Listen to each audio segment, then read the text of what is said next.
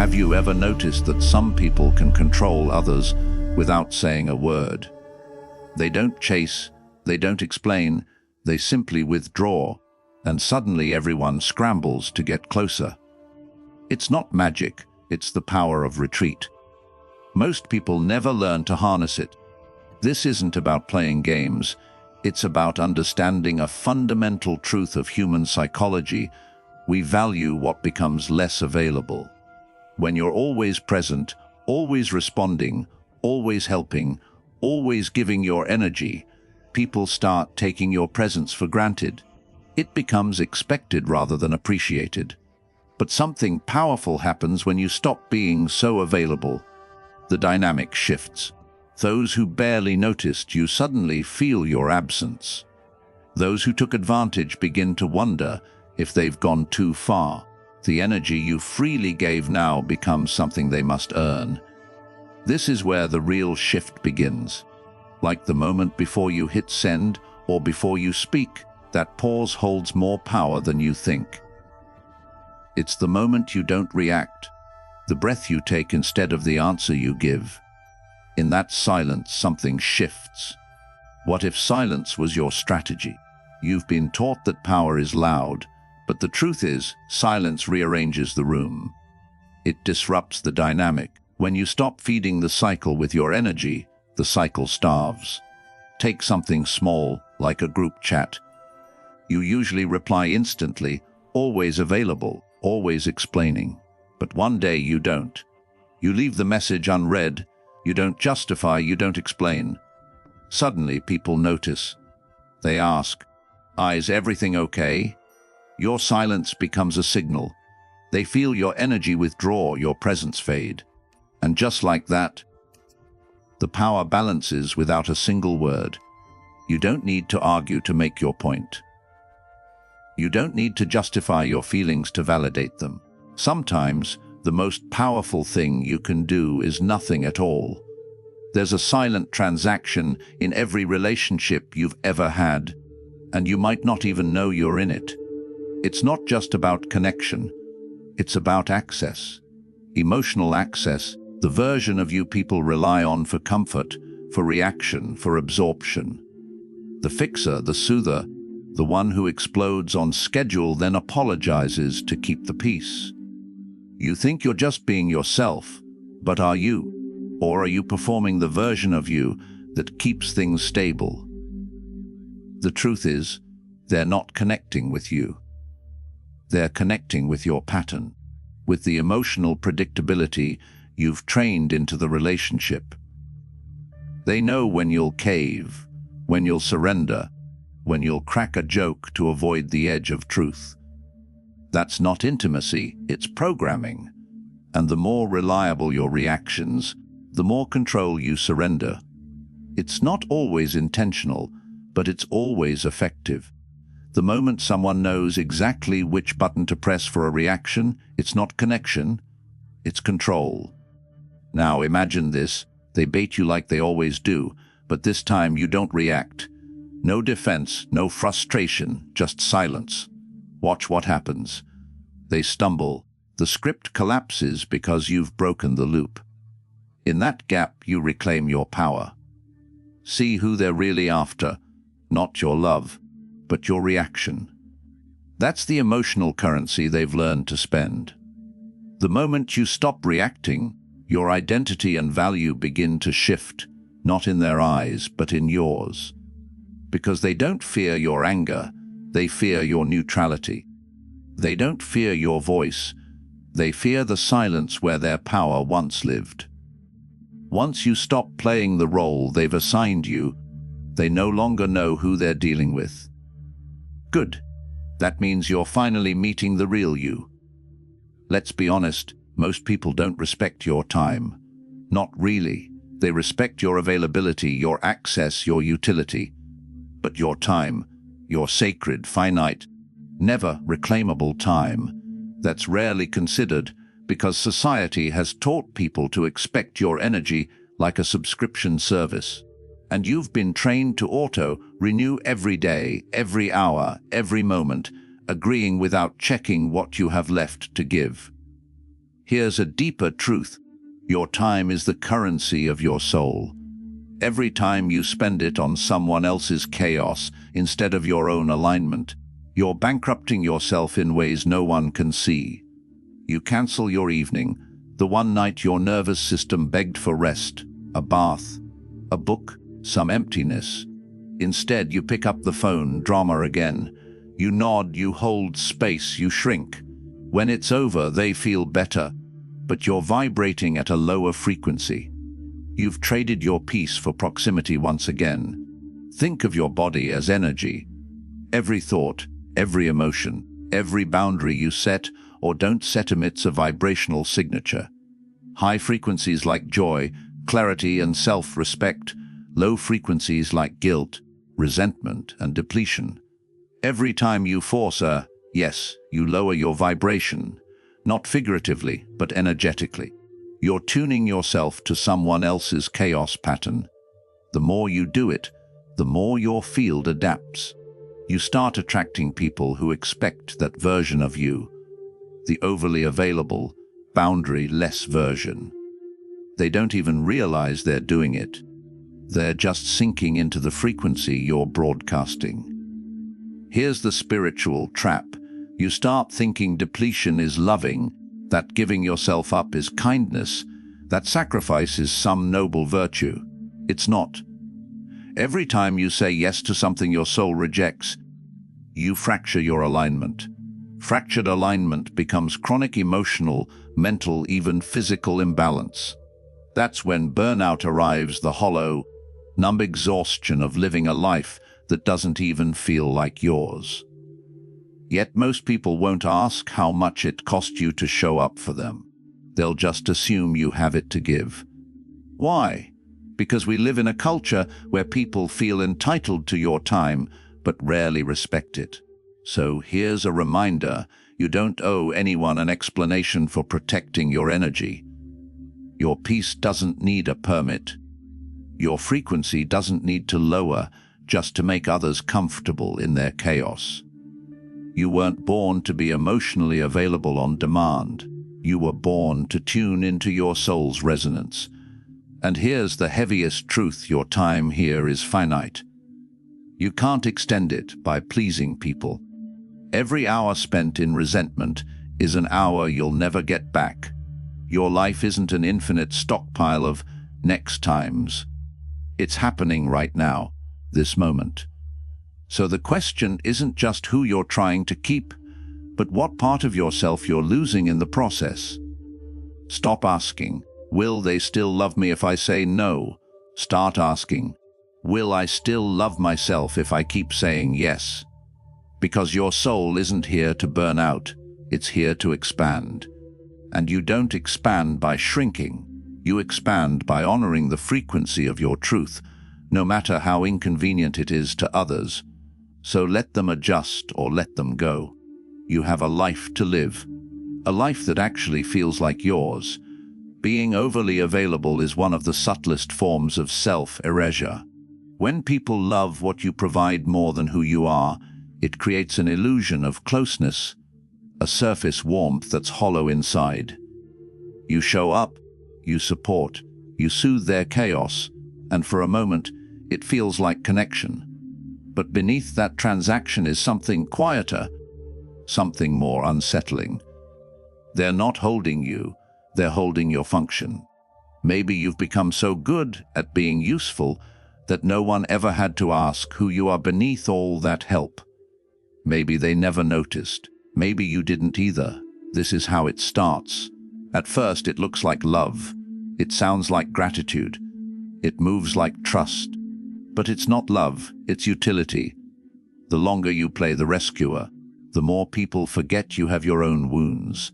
Wounds you never voice, because your value has been subtly, quietly tangled with your silence. Be honest. You became indispensable because you didn't believe you were lovable without being necessary. That's the deeper truth most people avoid. Not because they don't feel it, but because once you name it, you have to face how long you've lived in the performance. Jung would call this the confusion of identity, the collapse of the self into the persona.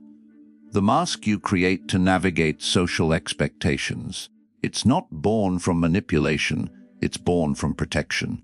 When authenticity feels unsafe, when softness is dismissed, when your real voice is too disruptive to be welcomed, you adapt. You give the world what it rewards: your competence, your loyalty, your availability. So the mask stays on. But over time, that mask isn't an accessory, it's a prison. You're no longer reacting, you're rehearsing. You're not connecting, you're maintaining your relevance, your role, your place in the lives of people who only see you clearly when you're meeting a need. Now you don't know where your utility ends and your identity begins. But here's the part no one talks about. When love is tangled with utility, silence becomes a threat. Stillness feels suspect, rest feels like rebellion. Because if you're not actively proving your worth through output, presence, and service, what are you? That's the terrifying question you've been running from. Beneath all that doing is a soul afraid. What happens when you finally stop? What if the calls stop too? What if they drift away? Here's the paradox: you keep giving to avoid that possibility, and in doing so, you ensure it. The more you train people to value your service over your essence, the more invisible your essence becomes. That's where the soul cracks and crumbles. Let's bring this into the realm of energy.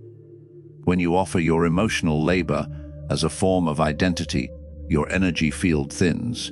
You become more accessible to others but less accessible to yourself.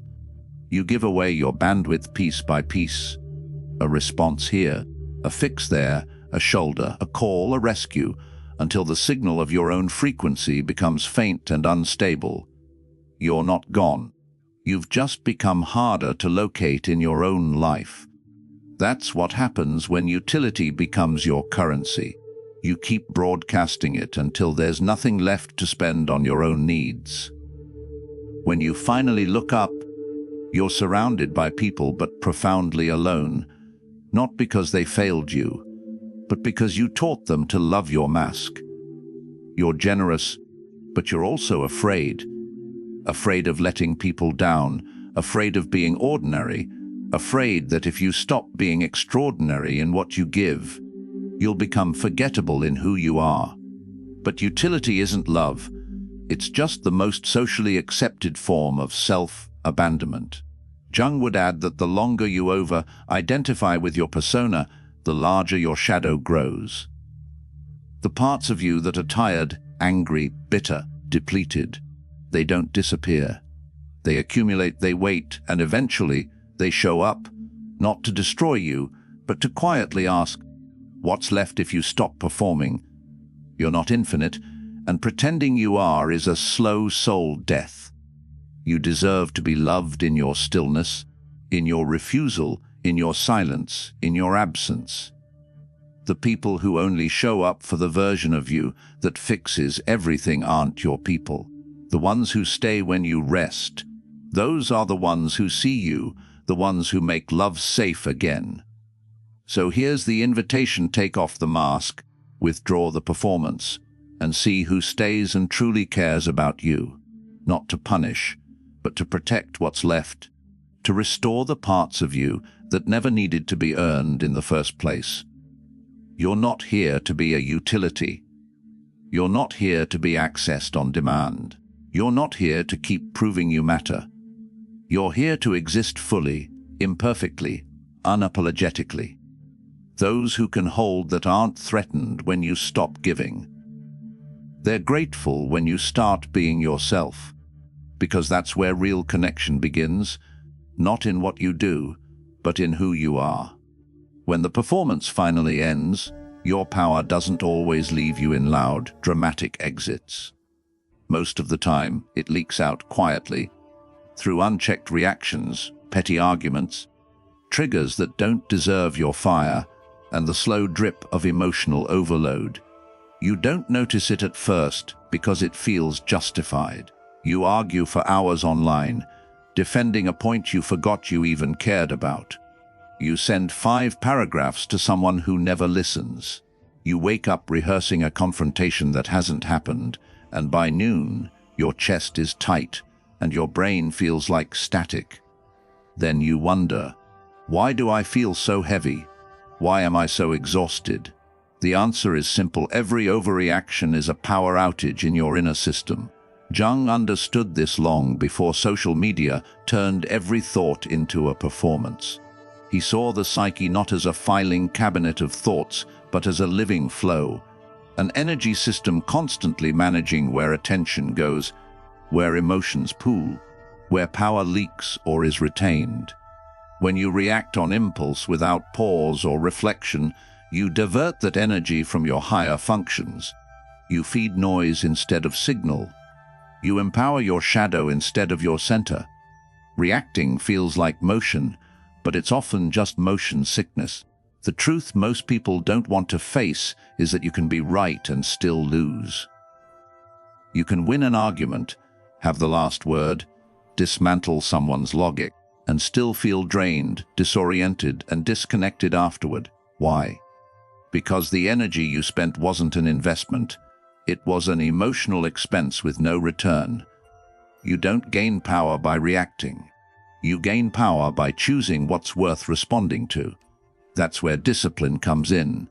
Your emotions are currency. Motion, energy in motion. Every reaction is a transaction. You're either buying deeper self-alignment or paying for temporary validation with long-term fatigue. Emotional discipline isn't coldness, it's preservation. It's refusing to let your nervous system be hijacked by people who haven't earned your intimacy or effort. It's walking away from conversations that only exist to feed someone's need for conflict.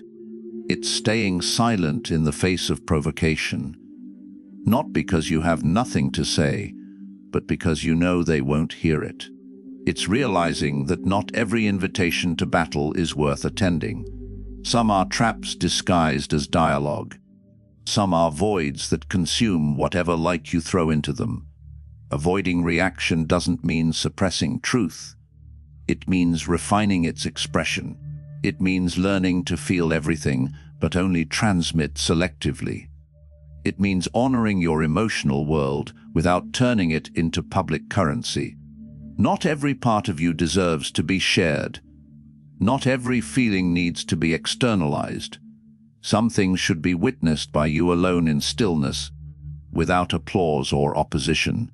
That's the essence of psychological sovereignty.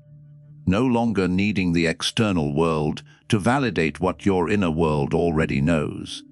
But that's not how the world is set up. We live in an attention economy, and attention is addicted to reaction. The more you react, the more you engage. The more you engage, the more your energy is harvested. By algorithms, by ideologies, by unhealed people looking for emotional targets. So you have to break the cycle. You have to become selective, strategic, silent. Reclaim your focus, audit your reactions, withhold your fire from places that only want to burn it. Remember, you're not here to be constantly triggered. You're here to transform, to transmute, to protect your energy as if your evolution depends on it. Because it does. Few moments are more defining than the second after you're triggered. The words hit, the tone cuts, a look, a gesture, a silence, and suddenly your whole body is bracing for impact. You can feel it. Blood rushing, tightness in your throat, heat behind your face, your jaw clenching before you can stop it. Then the story starts. They don't respect me. They're trying to humiliate me. I have to say something. I need to defend myself. That inner rush isn't weakness. It's history, stored memory in your body. It's a younger version of you rising in milliseconds, believing deeply that if you don't act now, you'll be diminished, erased, made small. So we react, fast, loud, sharp, emotional. But if you're willing to pause, to resist the pull of reaction, you start to notice something far more important. Provocation isn't a threat, it's a teacher. It's not proof of your instability, It's a signal showing what still holds power over you. Not the person in front of you, not the current situation, but the unprocessed wound they just touched. That's the discomfort most people run from. The unbearable realization that the enemy isn't out there, but the unexplored vulnerability within. Jung often spoke of this inner fragmentation. He believed the path to full self-awareness demands radical confrontation with your shadow, the hidden part of your psyche buried beneath the persona. Your shadow's voice in those triggers isn't there to shame you, but to signal something you've abandoned. It's time to bring it home, but that can only happen if you stay, not in the argument, but in yourself. That's discipline, staying lucid while your nervous system screams to shut down, lash out, or flee. Feel everything without becoming the feeling. Notice the surge without mistaking it for truth. Recognize you're at your own edge and choose not to collapse into it. Because mastery isn't the absence of reaction, it's the ability to meet reaction with enough awareness to decide how much of it is yours and how much is inherited, conditioned, automatic. When someone insults you and your body gears up for war, but instead of fighting, you breathe, you observe. You hold the energy without spilling it everywhere. You've stepped out of the spell. You're no longer moved by the moment. You're moving with it from a place of center, not compulsion. That's the difference between reaction and sovereignty. Reaction is reflex. Sovereignty is response. One is survival-driven, the other is self-directed.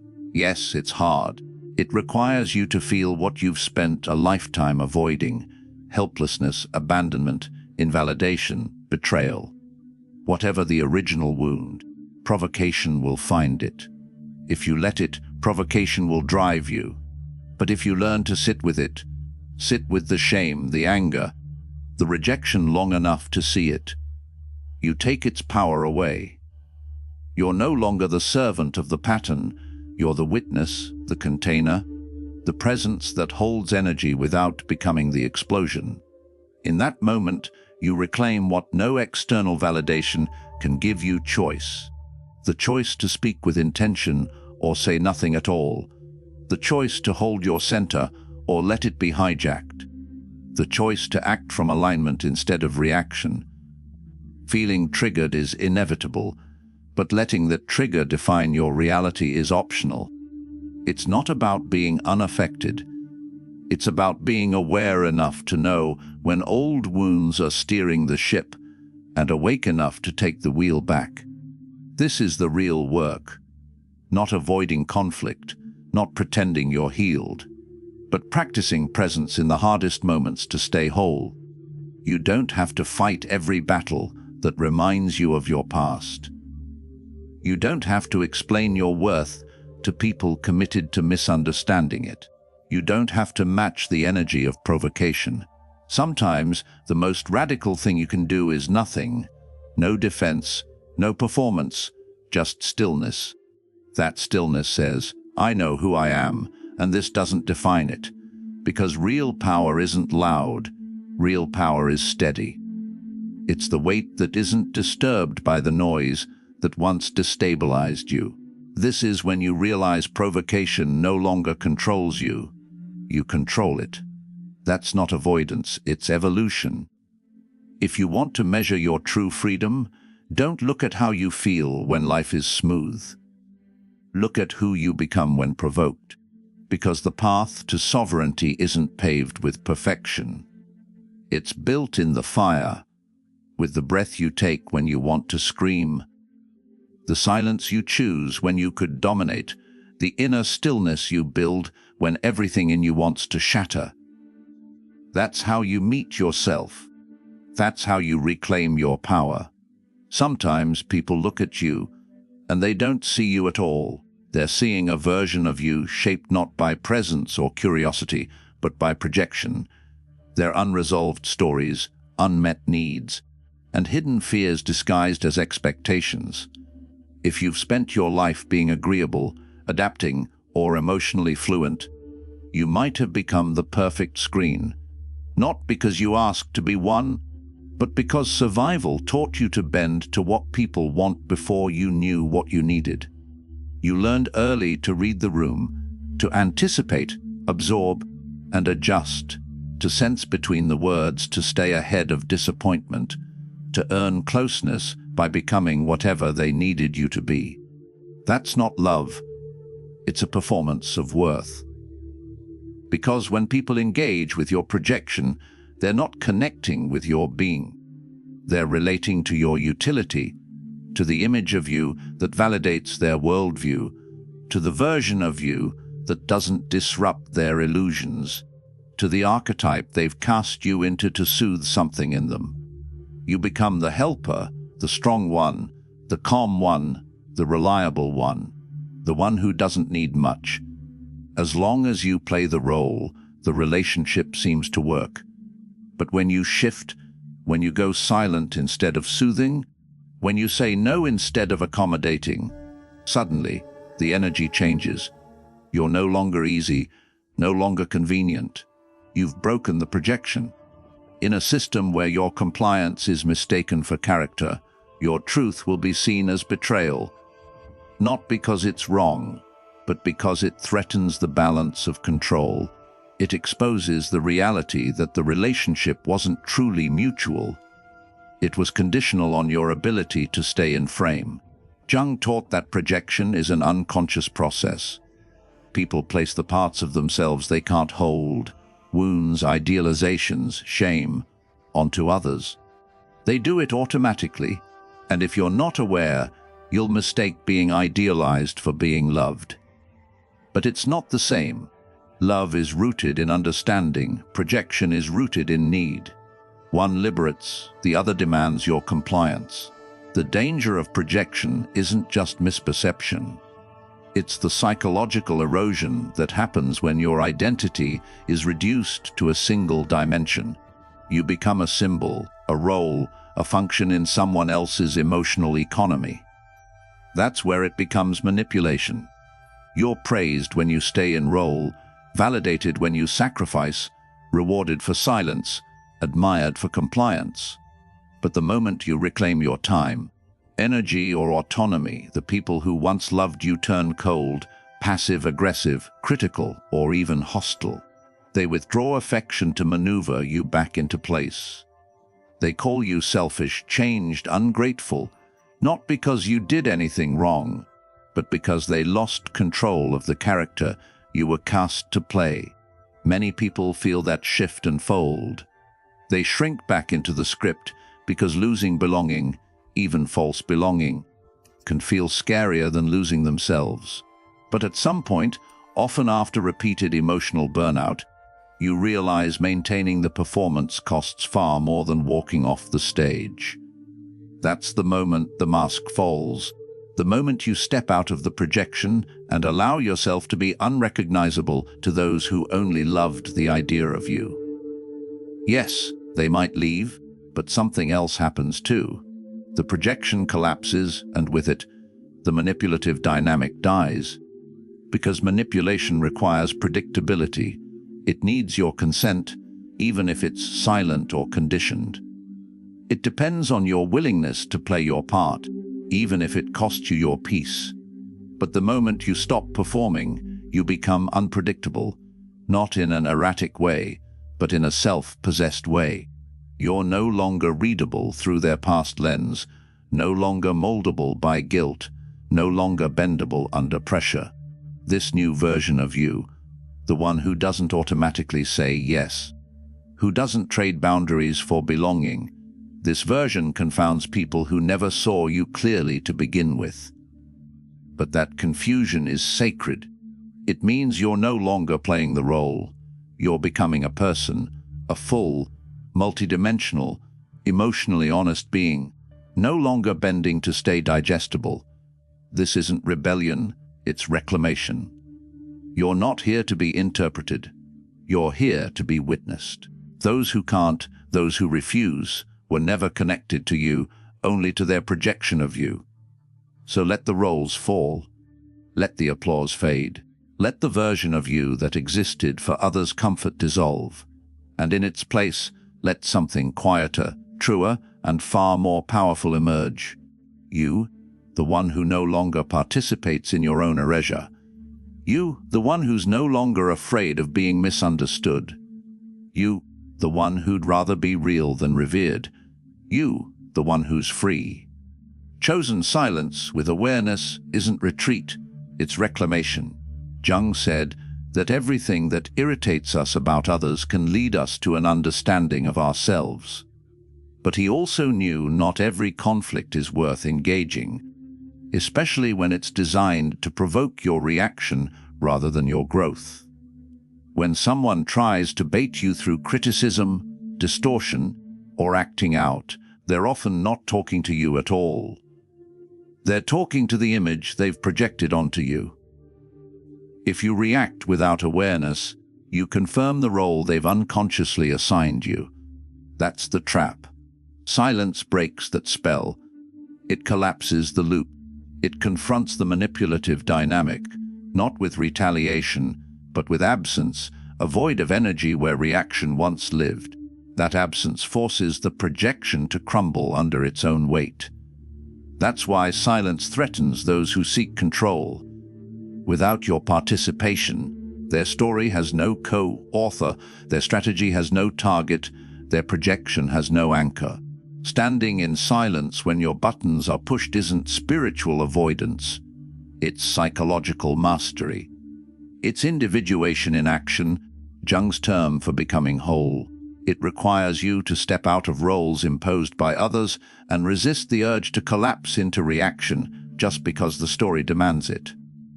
Yes, silence can be misunderstood. You might be called cold, distant, avoidant. Let them mislabel your clarity. That's part of their pattern too. You're not here to be reshaped by their discomfort. There's a unique power that comes not from speaking, but from standing still long enough to see clearly. Lucid silence isn't the silence of withdrawal or defeat. It's the silence of the awake. The silence of a mind no longer racing to defend, fix, or perform. The silence of someone who understands that not everything needs articulation. Sometimes it needs observation. In the space between provocation and reaction lies a rare clarity. But only if you're willing to pause long enough to claim it. Because when you speak too quickly, you miss the subtle architecture of the moment. You miss the flicker in their eyes, the words they almost said but didn't, the contradiction between what they say and what they do. More importantly, you miss what you've so often overlooked, your own familiar reactions. When you hold silence, you start to see the bigger picture, the game behind the gesture, the pattern beneath the apology, the echo of manipulation disguised as care. This is what Jung called the beginning of individuation, the ability to separate your awareness from others' projections, to distinguish your essence from your conditioning, to stop being the persona others built for you, and start becoming the self you were born to discover. Because when you speak constantly, especially in high emotion moments, you're often not speaking from presence. You're speaking from programming, from childhood reflexes, from trauma logic, from the archetype someone else trained you to perform. But silence, lucid silence, interrupts that loop. It turns you from participant to witness. And witnessing in its purest form is the beginning of liberation. Observing is reclaiming the energy you spent trying to control narratives that were never yours to manage. It's stepping out of the emotional transaction and starting to decode it, asking, with clarity and calm, how should I react? But what's really happening here? Because there's always a deeper dynamic, a truer truth, and most of it is hidden in plain sight, if you're silent enough to see it. The moment you stop reacting, you start noticing how often someone's story shifts to blame you, how a casual comment is really an emotional test, how an innocent question masks a pattern of control. Silence becomes your vantage point, an elevated platform above the fog of performance and pain. This isn't about superiority, it's about sovereignty. You don't need to interrupt the pretense to let it reveal itself. Because in your stillness, people expose their strategies. They incriminate themselves. They overextend their narrative. They chase justification too quickly, and you, no longer tangled in the exchange, can finally see that seeing isn't just outward, it's inward. In silence, you notice your own nervous gestures, the urge to be liked, the fear of being misunderstood, your tendency to over-explain. You notice how often your voice has been used to defend boundaries you could simply enforce with presence. Because here's the paradox of lucid silence. The less you say, the more clearly you're seen, first by yourself, then by others. Choosing to observe instead of react is reclaiming your rhythm, pulling yourself out of emotional captivity and back to your own center. And from that center, you realize something rare. You don't need to win the conversation. You just need to stop performing in it. You don't need to fix the narrative. You just need to withdraw the energy keeping it in place. Lucid silence is the act of no longer feeding the lie, saying more with stillness than 1,000 rebuttals ever could. Because when you speak from reaction, your truth is diluted by urgency. But when you see before you speak, your words, or your choice to withhold them, carry precision, weight, and direction. That's the beginning of psychological economy, emotional discipline, a subtle but irreversible power. Not the power to control others, but the power to never be pulled out of yourself by someone who didn't deserve your attention in the first place. Clarity is what silence gives you, and clarity, when fully embodied, is indistinguishable from power.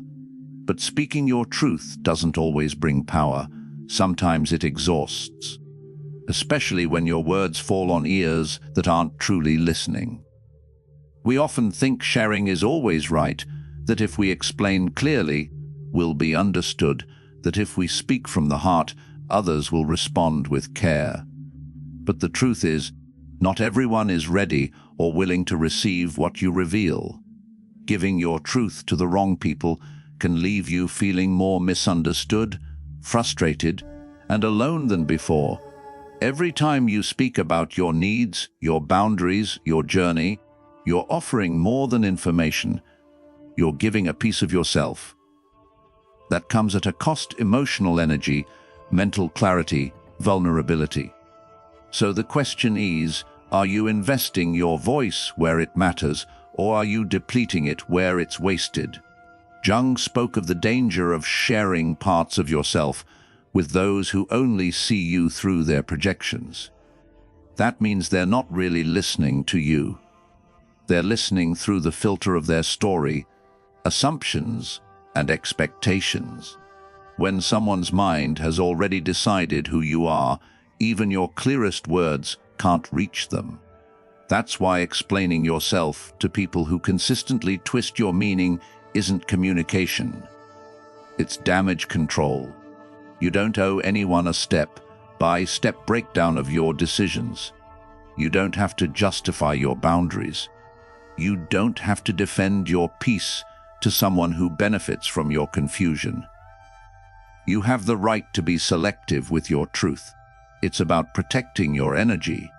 It's about knowing when to speak and when to hold your clarity in silence. Not every conversation is safe. Not every listener is capable. Not every moment is meant for revelation. This is emotional maturity. Knowing when your truth is called forth by love and when it's being extracted for control. You start to notice how often you over-explain to keep the peace, how quickly you soften your boundaries just to be heard, the exhaustion after sharing with people who never truly see you. So here's the shift: speak less where you're not respected. Speak deeply where you are. Let your silence be the filter. Let your presence carry what doesn't need to be said. Trust that those who can truly receive you won't need a performance to understand your truth. Because when you stop giving your voice to those who never deserved it, you don't become harder, you become wiser. You start to speak like someone who knows their words matter. Knowing your boundaries isn't the same as holding them. Understanding your patterns isn't the same as changing them. Awareness is necessary, but without action, it becomes another way to delay growth. You can study yourself forever and still avoid making different choices. It's easy to stay in your head, analyzing instead of acting. You tell yourself you're working on it, but deep down, you know nothing changes until your behavior does. Jung wrote that true transformation only begins when awareness meets responsibility, when understanding stops being theoretical and starts shaping how you live. It's not enough to know that pleasing stems from fear. You have to feel the fear and still say no. It's not enough to say your peace matters. You have to let the phone ring. Stop explaining your decisions to people who never listen. Discipline is the bridge between who you were and who you're becoming. At first, it'll feel uncomfortable, maybe even wrong, because your nervous system is still wired to the old patterns. But every time you pause, choosing presence over performance, silence over apology, you're rewiring more than your behavior. You're reclaiming your self-respect. This isn't about perfection. It's about practice. Your truth doesn't need more discussion, it needs more embodiment. So ask yourself honestly, are you playing it safe, or are you living what's true? Because reflection without action is avoidance. And clarity without change is just another cage. Start small. Hold a boundary. Let silence speak. Let the phone ring. That's when healing stops being a concept and becomes a choice. Loneliness can feel terrifying, especially if you've always tied your worth to relationships, roles, or the space you occupy in others' lives. We're taught that being alone means something's wrong, that if we're not surrounded, included, or constantly connected, we've failed somehow. But what if that's not true? What if solitude isn't punishment, but the beginning of something vital? There's a point in life when you start to feel exhausted by your own performance. You catch yourself saying yes when you want to say no. You show up in places that don't nourish you. You smile, nod, and go along, even when it costs you your peace. Maybe you've done it so long you forgot what it feels like to be yourself when no one's watching. That's where sacred isolation comes in, not isolation as cutting people off or building walls, but an intentional space where you withdraw from the noise to hear yourself again. At first, the quiet might feel heavy, unfamiliar, even lonely, but stay with it, because beneath the discomfort is something rarer, your true self. Jung spoke of how we all wear masks, what he called the persona, to navigate life, to fit in, to function. But over time, if you wear the mask too long, you forget what's underneath. To find yourself again, you have to step out of the crowd. Not forever, but long enough to recognize which parts of you were shaped by approval, fear, or habit. Sacred isolation is that pause.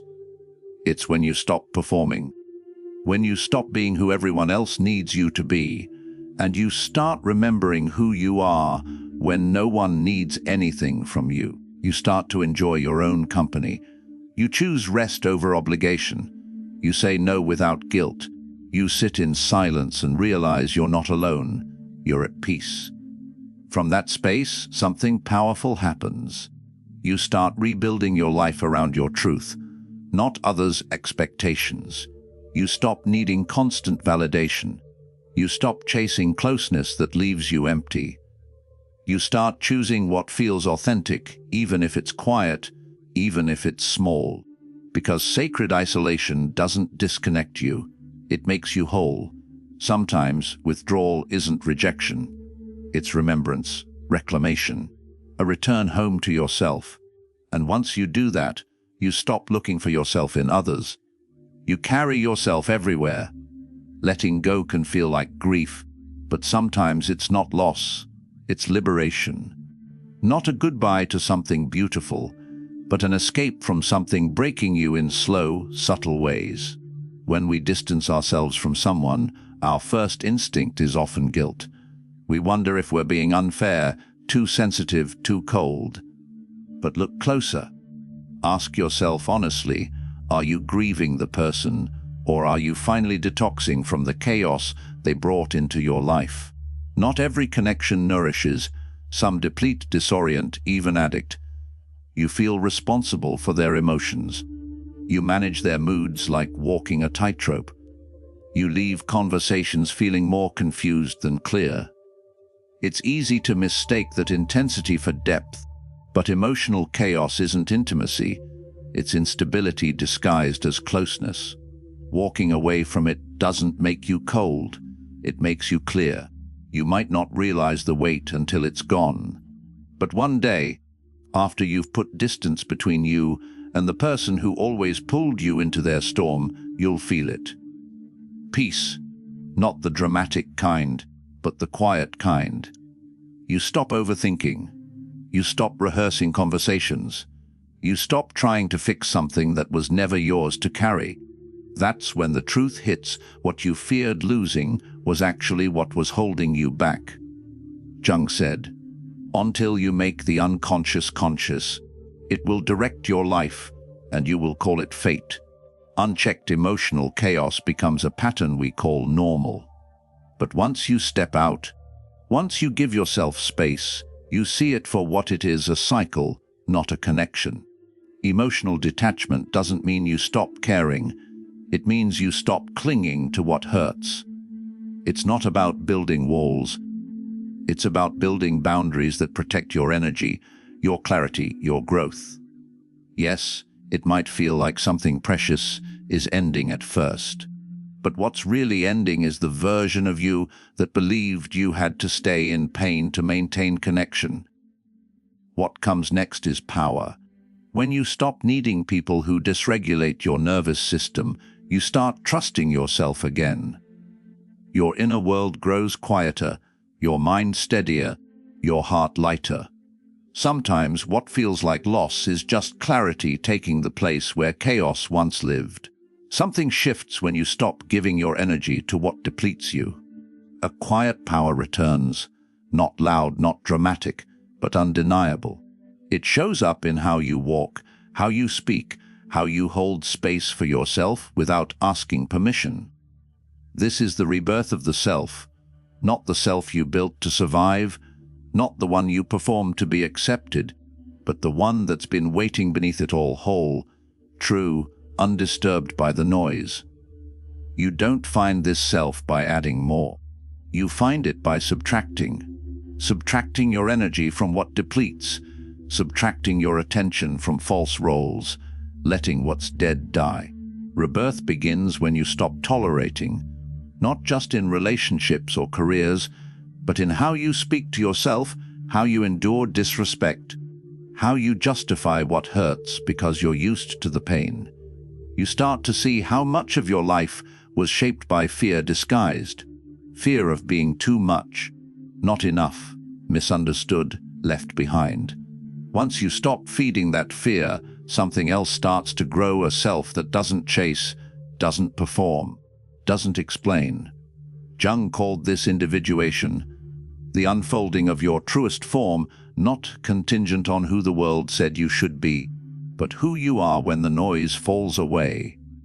This reborn self doesn't need validation to act. It doesn't shrink in rooms that can't hold its truth. It knows solitude isn't punishment but preparation, and boundaries aren't barriers but conduits for a new identity. Yes, there will be grief. Grief for the person you had to be, for the roles you played, for the years you made yourself smaller to keep the peace. But once the release is complete, what emerges is sacred, a version of you rooted in wholeness, not approval. You start creating instead of coping. You start attracting instead of begging. You start becoming instead of explaining. Those who resonate with this frequency will find you because you've stopped hiding your signal. The truth is, rebirth doesn't always feel like a breakthrough. Sometimes it feels like stillness, like shedding, like finally saying, "I don't want this anymore," and trusting something better will fill the space. And it will. Because when you stop giving your energy to the wrong places, you don't just reclaim your power, you redirect it into healing, clarity, and a life that actually aligns. This is the self you were always meant to meet, not a better version, just the real one. And now that you've stopped tolerating, you're finally ready to live as them.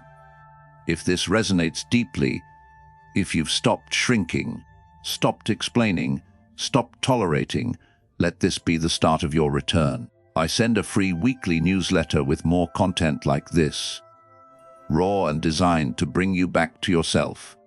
You can sign up below. If you're on this journey with me, make sure to subscribe to the channel so you don't miss what's next. Drop "I'm done" in the comments if you've stopped tolerating, if you're ready to move, speak, and choose from your wholeness, not your history. And when you're ready to go deeper, check out the full playlist. Share your story with 2 demanding people and how your life changed when you chose yourself so others can learn from it. As always, protect your energy, honor your truth, and above all, move like you're already free. See you next time.